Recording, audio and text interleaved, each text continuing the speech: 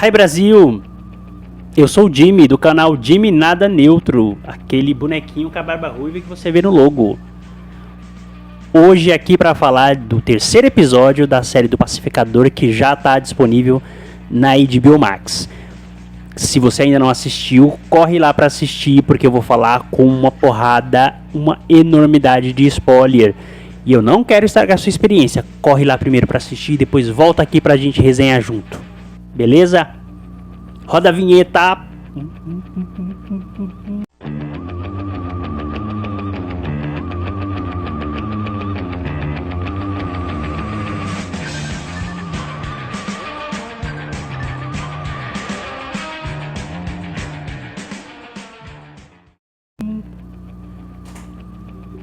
Você namoraria alguém que se veste de palhaço? Tipo eu? Eu sou lindo? Não? Talvez, sim. É com esse bullying que a Harcourt fez com o Pacificador durante o episódio que eu vou começar a minha análise. Eu separei alguns pontos aqui para destacar e comentar sobre esse episódio. O episódio começa com um flashback do Rick Flag Jr. e a Harcourt saindo da cama depois de um affair. Depois de um trelelê? Não sei. Não sou o Léo Dias, o fofocalizando. Mas eles tiveram alguma coisa nesse momento. Tá claro na cena. Eles falam sobre evoluir a relação para algum outro nível? Sim, não sei. O Rick Flag Jr. quer. Já virei o Léo Dias, né? Falei que não era.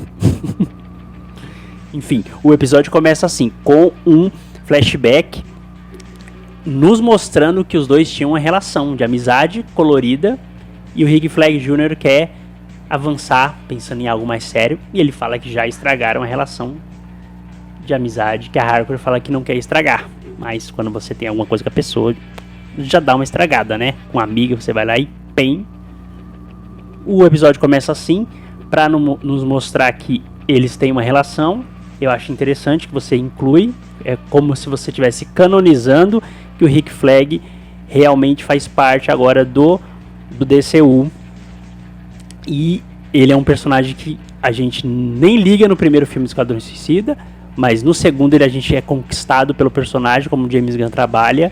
Ele, mesmo sendo só um militar, um fuzileiro, o jeito que o James Gunn trabalhou ele liderando a equipe no segundo filme, e a morte dele, como ele quer ir contra o governo, faz a gente se interessar um pouco pelo personagem e sentir a morte dele. Ele aparece agora nesse terceiro episódio, nesse flashback, e você já acha interessante, e ainda de saber que ele tem uma relação com a Harcourt.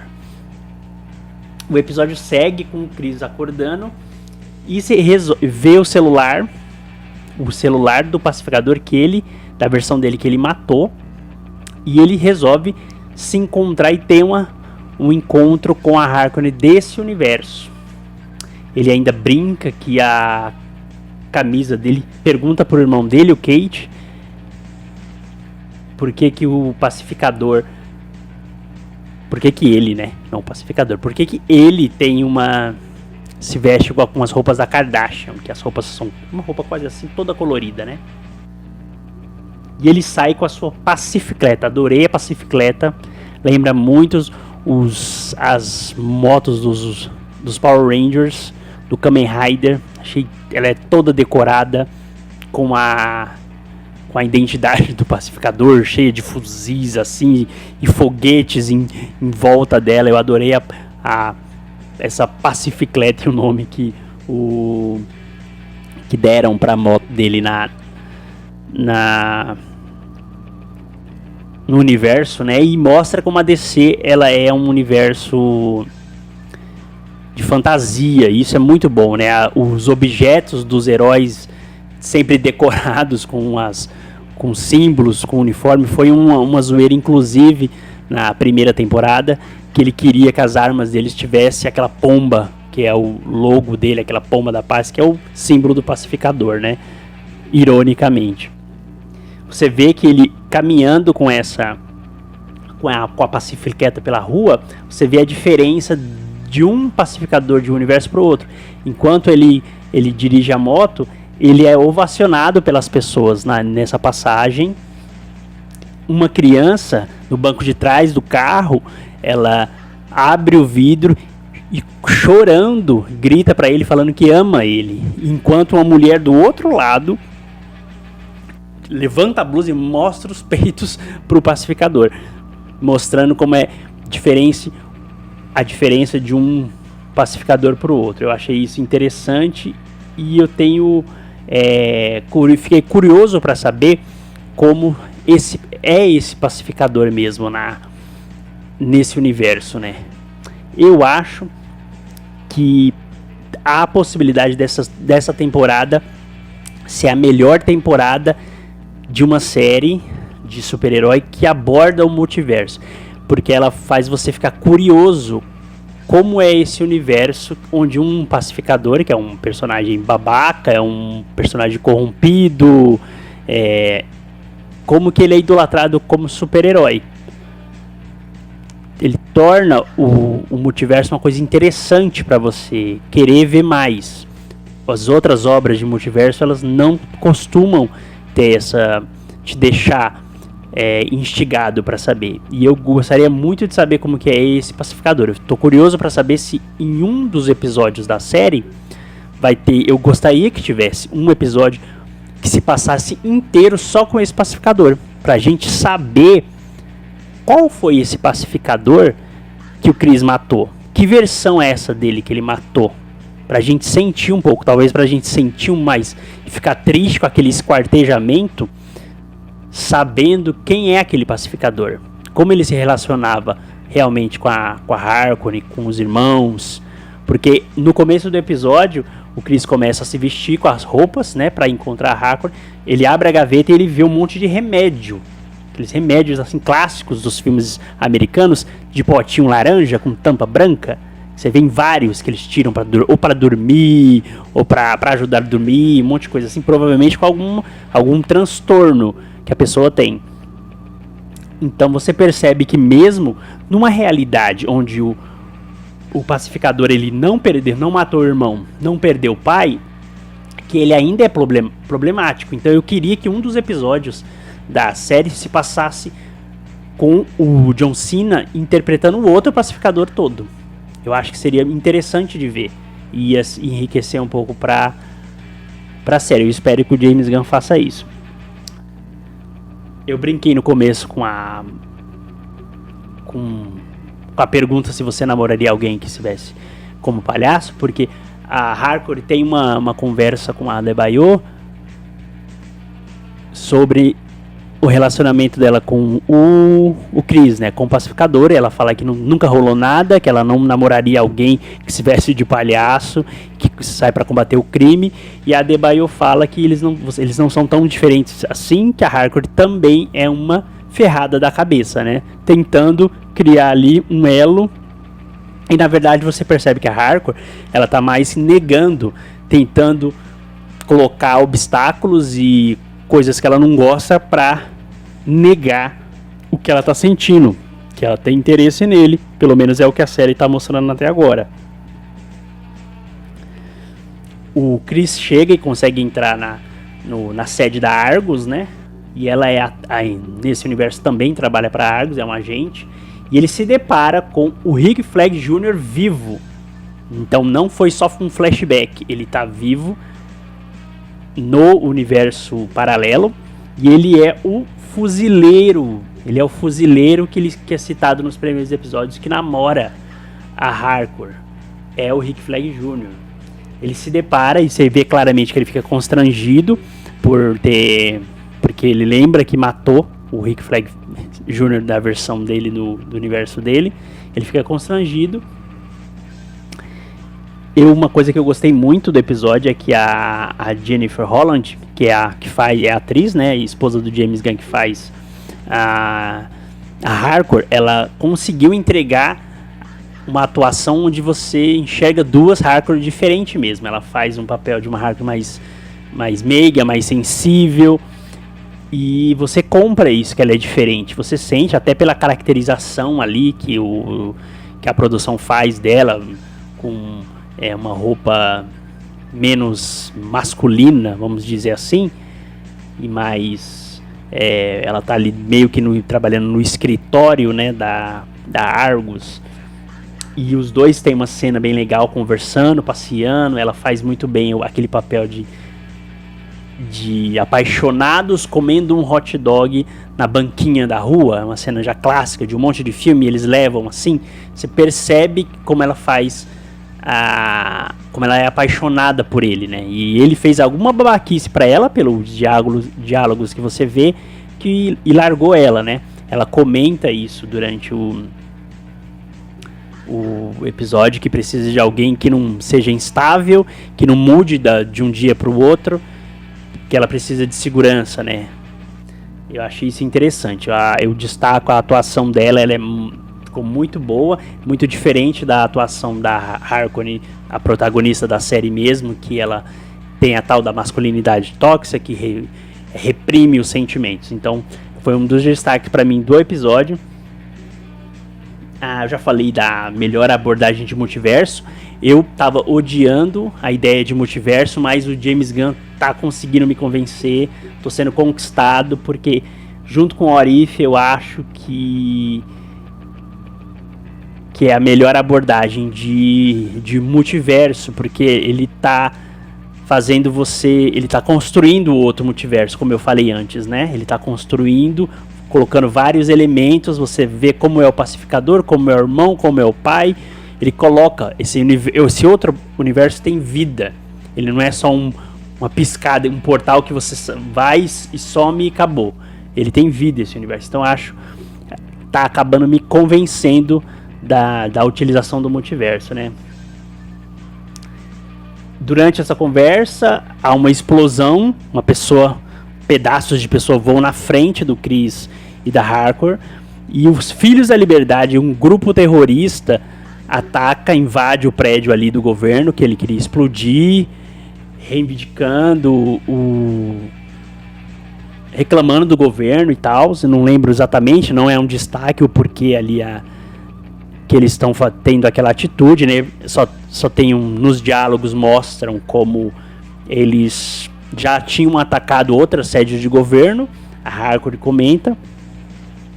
E o Chris, a gente vê uma das primeiras cenas de ação da série, e ele arregaça ele entra sem a roupa mesmo, ele vai para um outro prédio e entra pela janela, e ele arregaça todos os terroristas, assim, que não tem nenhum ali com algum destaque.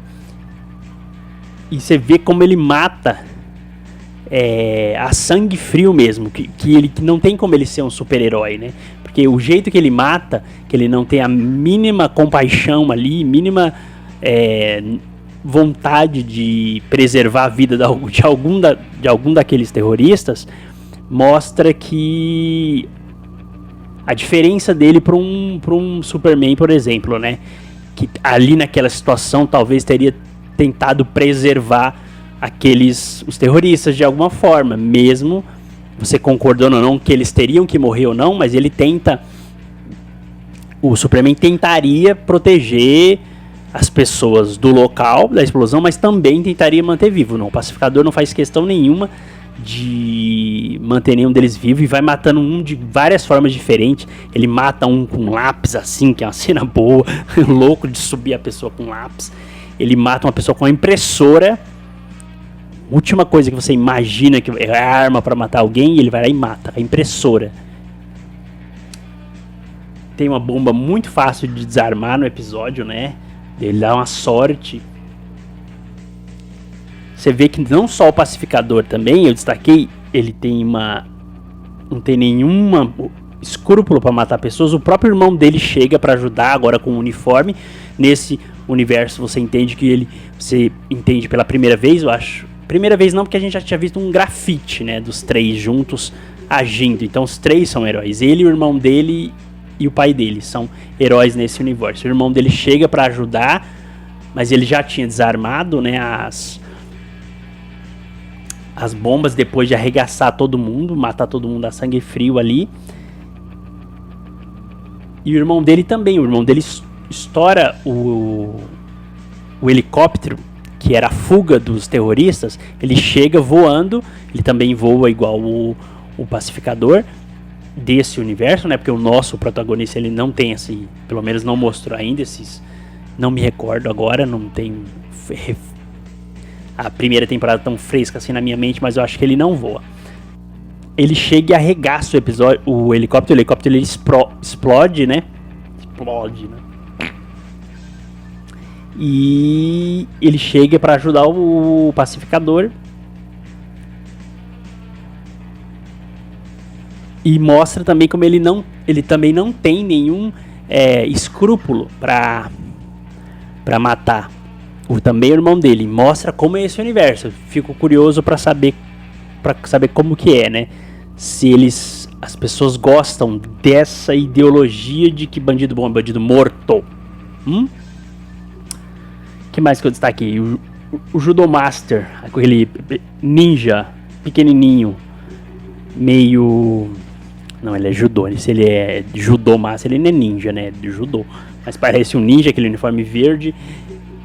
Ele é recrutado pela Argus para capturar a águia e para capturar o Pacificador, porque na visão da Sacha Bordeaux, que é uma personagem que nos quadrinhos ela é uma guarda-costas do Batman.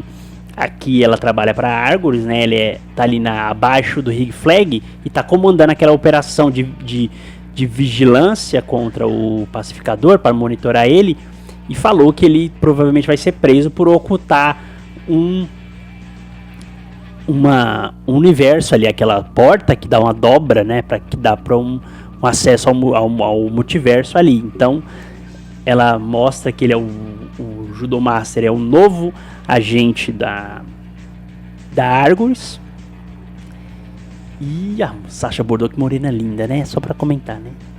Coloquei como destaque aqui. Que morena linda. Eu espero que ela tenha algum desenvolvimento interessante.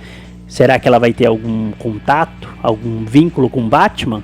Igual nos quadrinhos? Futuramente? Quem sabe?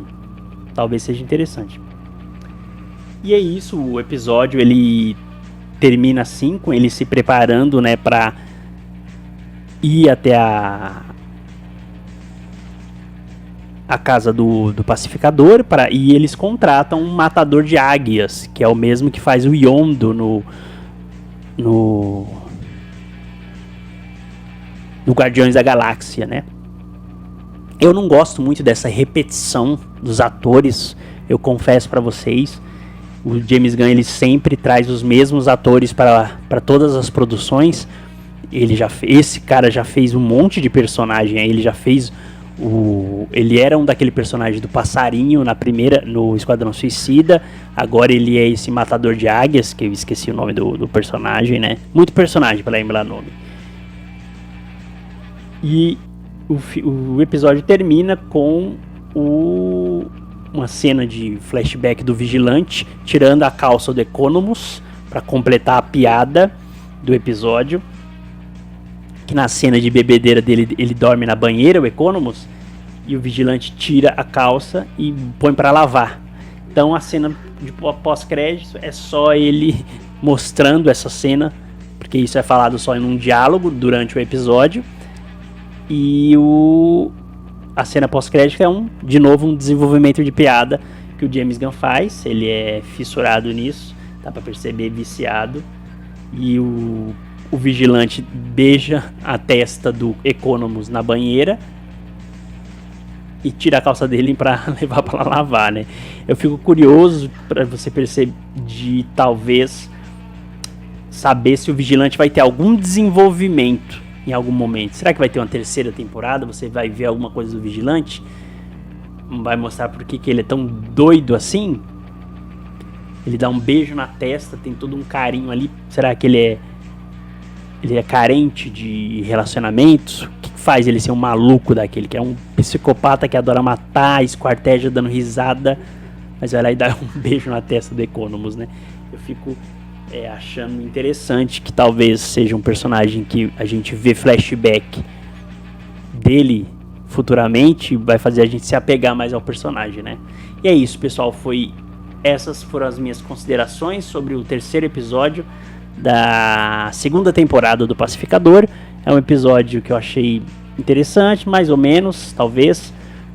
As cenas de ação são legais, eu acho que é a primeira cena de ação que tem, né, na série, uma cena de ação legal de ver. Você poderia ter visto ele com um uniforme, não sei, eles optaram por uma roupa normal, não sei porquê. E gostaria de ter visto mais também do irmão dele agindo com a roupa de herói, né? Mas o James Gunn tá optando por trabalhar mais a relação dos personagens do que o poderzinho, né? Aí vai de gosto mesmo. Eu queria ver um pouco mais de poderzinho. Custava nada, né, James Gunn? É isso, pessoal. Até o próximo episódio. Fui!